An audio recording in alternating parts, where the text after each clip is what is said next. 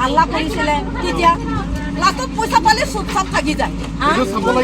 কিন্তু এতিয়া যেনিবা এতিয়া এনেকা ঘোষ খাই কিনি এনেকা টকা লৈ কিনি মুখ বন্ধ থাকিব নালাগে। আইনত কাম কৰিলেহে আমাৰ ডিমৰীয়া অঞ্চলে তেতিয়াহে শান্তি, তেতিয়াহে এই হেৰিটো পৰিৱৰ্তনটো আহিব।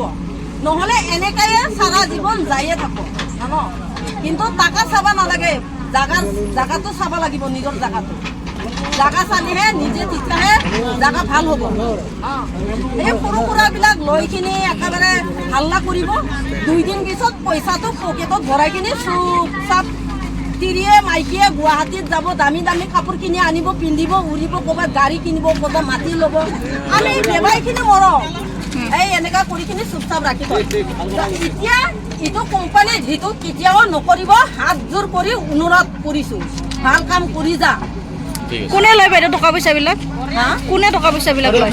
কিছুমানে খাই নহয়, খাই কিনি কিছুমানে খাই কিনি এনেকা হেৰি কৰে, ডাঙৰ গিলাই খায়। আমিতো কাকো নাম ল'ব নোৱাৰে। মূৰতলা নহয়, আমি 14 মাইল সাই বাবা ওচৰত, সাই বাবা মন্দিৰত। এবাৰ আলোচনাটো ৰাজহুৱা হ'ব লাগিব।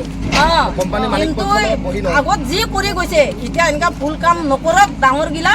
একেবাৰে জাগাটো যাহাতে আমাৰ পৰিৱৰ্তন হয়, ডেভেলপ হয়, আমাৰ জাগাটো শান্তিমতে থাকিব পাৰে, সেইখিনিতো মই অনুৰোধ কৰিছোঁ। একদম কামত পইচা লোৱাটো চিন্তা কৰিব নালাগে। যদি চিন্তা কৰে জাগা কেতিয়াও উন্নতি নহ'ব।